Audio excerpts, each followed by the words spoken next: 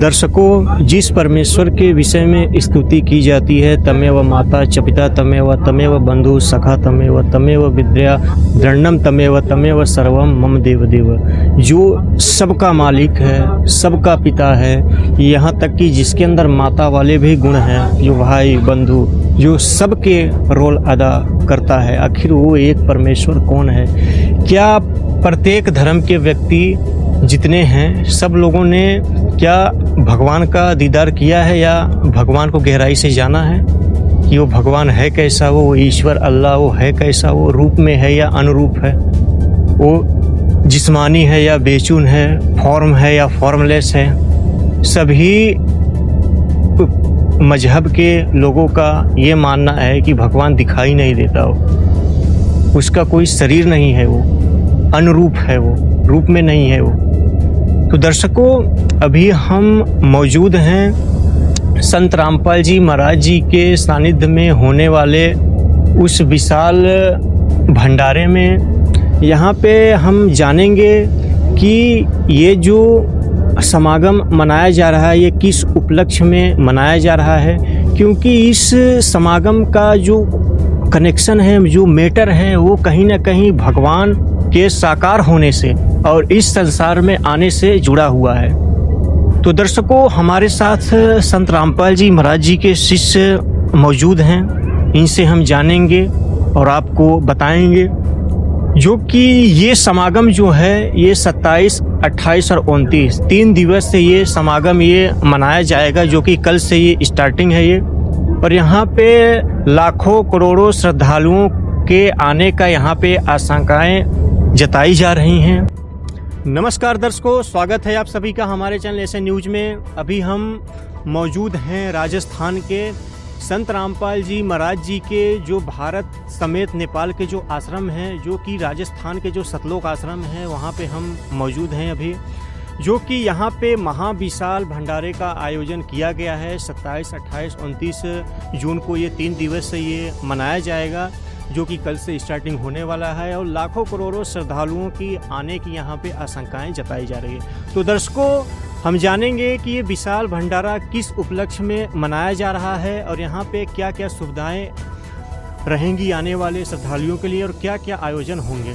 कि दर्शकों, हमारे साथ संत रामपाल जी महाराज जी के अनुयायी जुड़े हुए हैं, आइए इनसे जानते हैं।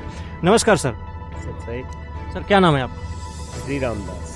सर, हमारे दर्शकों को बताएं कि ये किस उपलक्ष्य में महाविशाल भंडारे का आयोजन किया गया है। यहाँ तक कि ट्विटर तक पे भी टैग इस भंडारे के निमंत्रण को लेकर के चलाया गया था कि महाविशाल भंडारा होने वाला है। तो ये मतलब किस उपलक्ष्य में है ये विशाल भंडारा कबीर साहिब के प्रकट दिवस के रूप में मनाया जाता है। जी सर। जब कबीर साहिब प्रकट हुए थे तब से 629वां आयोजन है और ये नेपाल सहित जो भारत के अंदर जितने भी आश्रम हैं लगभग सभी में मनाया जा रहा है। और इसके अंदर अलग अलग तरीके से हैं, जैसे आपने व्यवस्थाएं देखी होंगी कि यहाँ पर भंडारे का आयोजन है तो उसमें अलग अलग मिठाइयाँ बनाई जा रही है और समस्त सृष्टि को निमंत्रण है। अच्छा, पूरे विश्व को? पूरे विश्व को निमंत्रण है। और साथ ही यहाँ पर रमेनी, जिसको आप शादी कहते हो, तो 17 मिनट की होती है, जिसमें निःशुल्क होता है, बिल्कुल कोई किसी प्रकार का देज नहीं होता है और न ही दुल्हन या दूल्हे की तरफ से किसी तरह की राशियाँ जमा होती हैं। खाना पीना रहना सब कुछ निःशुल्क होता है। इसके अलावा एक आध्यात्मिक प्रदर्शनी का आयोजन किया जाता है, जिसमें सभी धर्म ग्रंथों के जो सदग्रंथ हैं उनको वहाँ रखा जाता है और आने वाले व्यक्तियों की वहाँ शंका समाधान किया जाता है, क्योंकि एक वृक्ष के रूप में आध्यात्मिकता को बताया गया है कबीर साहिब ने।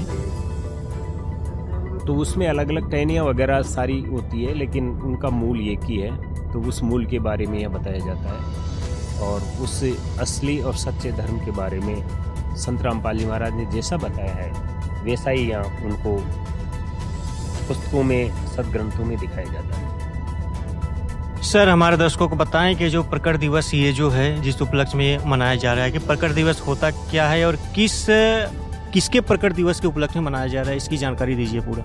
जी, मैं यही बताना चाहता हूँ, मतलब मैं जो है आम जनता का ध्यान आकर्षित करना चाहता हूँ कि जिसको अविनाशी परमात्मा कहा जाता है, जो जन्म मृत्यु से रहित है, जिसका जन्म नहीं होता, जिसकी मृत्यु नहीं होती। जी सर। गीता अध्याय 2 के 17 के अंदर गीता ज्ञानदाता ने कहा है, अविनाशी परमात्मा तो उसे जान जिसका नाश करने में कोई समर्थ नहीं है। मैं उस परमात्मा के विषय में जानकारी देना चाहता हूँ भी अविनाशी क्या है और नाशवान क्या है। और गीता के अंदर एक हवाला और भी दिया गया, जैसे गीता अध्याय 15 के 17 के अंदर कहा गया है भी उत्तम पुरुष तो अन्य परमात्मा त्रिलोक विवर्ती अभिम ईश्वर।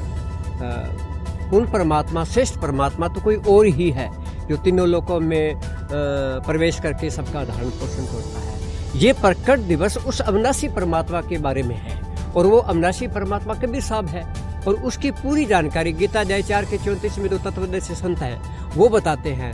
तो प्रकट दिवस की जहाँ बात चलती है तो प्रकट दिवस अविनाशी परमात्मा का होता है, जो जन्मते मरते उनका जन्मदिन होता है।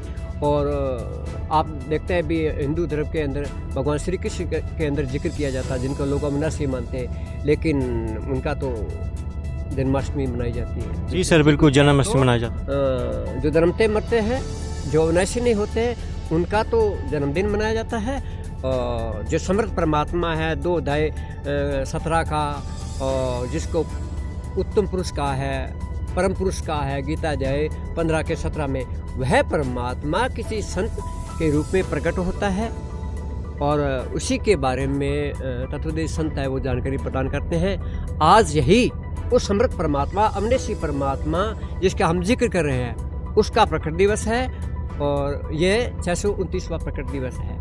और इस कार्यक्रम के अंदर संत रामपाल जी महाराज के जो समाज कल्याण के जो कार्य किए गए हैं और मानव उत्थान के जो कार्यक्रम किए गए हैं, सामाजिक बुराइयां दूर करने के जो कार्यक्रम किए गए हैं, ये विशेष तौर पर संत रामपाल जी महाराज के सानिध्य में 629वां प्रकट दिवस मनाया जा रहा है और उसमें संपूर्ण कार्यक्रम की जानकारी भी हम आपको बताना चाहते हैं। सर अब ये बताइए कि वह परमात्मा है कौन जिसका ये प्रकट दिवस ये मनाया जा रहा है, क्योंकि प्रत्येक धर्म के व्यक्तियों को जो ज्ञान है भगवान के विषय में जैसा वो जानते हैं, क्योंकि हमें आज तक यही जानने को मिला, सुनने को मिला, जितने भी धर्म के अनुयायी हैं, स्कॉलर हैं, यही कहते हैं कि भगवान निराकार है, उसका कोई रूप नहीं है, जो कि यहाँ और आपके मुख से ये हमें जानने को मिल रहा है कि वो प्रकट होता है। अब जब वो प्रकट होता है तो वो बेचून और निराकार कहाँ से हुआ हो, तो फॉर्मलेस कहाँ से हुआ, तो कृपया करके बताएं हमें और हमारे दर्शकों को।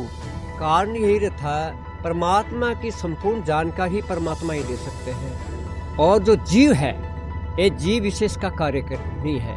और जितने भी मतलब आज तक के जितने भी स्कॉलर थे वो अपने अपने तरीके से बताते रहे और संपूर्ण जानकारी न होने की वजह से ही वो परमात्मा को निराकार बताते रहे, फॉर्मलेस बताते रहे। और जबकि परमात्मा जो है वो सशरीर है और नर आकार है, यानी मनुष्य जैसा है। तो ये पूरी जानकारी तो पूर्ण संत बताते हैं और ये जानकारी प्राप्त करने के लिए हमें सबसे पहले तो हमें अपने शास्त्रों को समझना पड़ेगा। सनातन धर्म के जितने भी शास्त्र है, पुराणाज है, वेद है, उपनिषद है, मद् भागवत गीता है, रामचरितमानस है, रामायण है, जितने भी सनातन धर्म के शास्त्र हैं उनको हमें पढ़ना पड़ेगा। समस्या तो यही रही ना, इस शास्त्रों का हमने पढ़ा होता तो ये समस्या ही नहीं आती भी अविनाशी परमात्मा होते हैं या जन्म मृत्यु वाले परमात्मा होते हैं। तो जितनी जानकारी थी उसी हिसाब से उन्होंने जानकारी दी, लेकिन सत्य यही है कि परमात्मा जो अविनाशी होते हैं उनका जन्म मृत्यु नहीं होता है। और नानक साहिब जी ने भी कहा है, उसे अदूनी साहिब कहा है। तो इसकी जानकारी के लिए सनातन धर्म तो हमें फॉलो करना ही है क्योंकि हम सनातनी हैं। और इसके साथ में क्या अन्य धर्मों में भी ये जानकारी है क्या, वो परमात्मा कौन है, जैसे ऋग्वेद, यजुर्वेद, सामवेद, 18 पुराण, 14 उपदेश, वो तो है ही। साथ में बाइबल, कुरान और दूसरे धर्म के जितने भी शास्त्र हैं उनको भी पढ़ा जाना चाहिए। जब उन शास्त्रों को हम पढ़ेंगे तो हमें स्वतः पता चल जाएगा परमात्मा जो है कबीर साहब है। और कबीर जो है वो सहस्त्री रहते हैं, वही अविनाशी परमात्मा है, जिनके उपलक्ष्य में ये कार्यक्रम जो है प्रकट दिवस के रूप में मनाया जा रहा है, जो 629वां प्रकट दिवस है। तो सर ये जो जानकारी है, जैसे आपने बताया कि कबीर साहब पूर्ण परमात्मा हैं और वो प्रकट होते हैं, उन्हीं के उपलक्ष्य में मनाया जा रहा है ये, तो उनकी जानकारी देने वाला वो संत कौन है? जैसे आपने अभी थोड़ी देर पहले तत्वदर्शी संत का जिक्र किया था, तो वो तत्वदर्शी संत आखिर मौजूद कहाँ हैं इस जहान में? अभी एक हैं या दो हैं, तीन हैं, यानी हैं कितने वो, तो मैं जिनसे भगत समाज को उस सच्चे भगवान की जानकारी मिल सके? सबसे पहले तो हमारा जो धर्मशास्त्र जो वेद है, वेदों का जो निचोड़ से सार कहा जाता है गीता के अंदर, गीता के अंदर गीता ज्ञानदाता ये कहता है भी हे अर्जुन, तेरे और मेरे बहुत से जन्म हो चुके हैं, एक श्लोक में ये कहना, और दूसरे अन्य श्लोक में ये जानकारी देना, गीता अध्याय 2 के 17 में जारी कर देना भी वह परमात्मा तो अविनाशी है, जिसको कोई मार नहीं सकता, उसका नाश नहीं कर सकता। तमाम जो जानकारी है, पहले तो हमें यही तय कर ले, तो क्या जन्मने वाला और मरने वाला क्या दो परमात्मा है? ये बात सिद्ध होती है। तो इसके साथ में पूर्ण जानकारी के लिए हमें गीता अध्याय 4 के 34 के अंदर वर्णन आता है तत्वदर्शी संत का, और गीता ज्ञानदाता श्री कृष्ण आमदता तो यही जानती है। श्री कृष्ण ने ये कहा बे हे अर्जुन, तू तत्वदर्शी संत की शरण में जा, उसको सरलता से दंडवत प्रणाम कर, वो जो जानकारी आपको दे उसके अध्याप से हिसाब से चले, तो आपको संपूर्ण जानकारी परमात्मा मिल जाइए। वो क्या वो परमात्मा कबीर है? क्या वो परमात्मा जो अविनाशी है? क्या वो सारे शास्त्रों में मिलता है? क्या वो सारे धर्मों की किताबों में है? तो तमाम जानकारी हासिल करने के लिए हमें तत्वदर्शी संत की आवश्यकता है, और तत्वदर्शी संत जो है वो संत रामपाल जी महाराज है। तो सर जैसे आपने कहा कि गीता ज्ञानदाता अपने आप को जन्म मृत्यु में बता रहा है वो, तो ये तो समझो कि जाहिर सी बात है, जो जन्म मृत्यु में है तो वो फिर वो परमेश्वर कैसे हो सकता है? वो जो कि परमेश्वर को अजन्मा कहा गया है, अप्रकट कहा गया है। तो ये हिंदू धर्म के जितने अनुयायी है, सब लोग तो गीता पढ़ते हैं, तो क्या है उनको इस चीज के बारे में नहीं पता चला? कारण क्या रहा था? जब कोई पढ़ाने तक कि गीता मनीषी भी कहलाने वाले हैं सब भी अपने आप मन मर्जी से, कोई जैसे शास्त्र के विरुद्ध जो मनमाना आसन कर ले, चार बातें आने लगी, वही ये कहने लग जाएगी मैं तो तत्वदर्शी संत हूँ, मैं विद्वान हूँ, मैं ज्ञानी हूँ। ऐसा नहीं होता। खुदा की जानकारी तो खुदा ही दे सकते हैं। आज तक उनको पता होता तो खुद स्वयं परमात्मा संत रामपाल जी महाराज को प्रकट होने की आवश्यकता ही नहीं रहती, और क्योंकि वो तत्वदर्शी संत है, यानी जिसकी जानकारी जो जानता है। और सोने की जानकारी तो स्वर्णकार से ज़्यादा कौन जानेगा? जी सर, बिल्कुल। लोहे की जानकारी लोहार से ज़्यादा कोई नहीं जानेगा। तो ये आज तक मन मर्जी से अपने आप को विद्वान समझते रहे, अपने हिसाब से जितना उनको ज्ञान था अपने तरीके से वो ज्ञान देते रहे। तो यथार्थ ये बात नहीं है, यथार्थ ये है परमात्मा है, वो अविनाशी है, वो कबीर साहब है, उसकी जानकारी केवल और केवल तत्वदर्शी संत देते हैं। वो तत्वदर्शी संत, मैं बार बार दोहरा रहा हूँ कि वो तत्वदर्शी संत रामपाल जी महाराज। तो सर क्या इस पूरे विश्व में केवल एकमात्र संत तत्वदर्शी संत रामपाल जी महाराज जी हैं जिनको उस भगवान के विषय में पूरा ज्ञान है? पूरे विश्व के अंदर वर्तमान में तत्वदर्शी संत रामपाल जी महाराज है। जिन्हें ये लगता है भी ऐसे कैसे हो सकता है, तो भाई सबसे पहले तो हमें अपने धर्म की किताबों को पढ़ना होगा। धर्म के शास्त्रों में पार्श्वट की भाषा में, सांकेतिक भाषा में जो लिखा है उनको समझना पड़ेगा, और समझने के लिए तो उसका भी एक शिक्षक होता है ना, जिसकी जानकारी रखता है, वही तो बताएगा। जी सर, बिल्कुल। तो सर आप भी कुछ कहना चाहोगे हमारे दर्शकों को?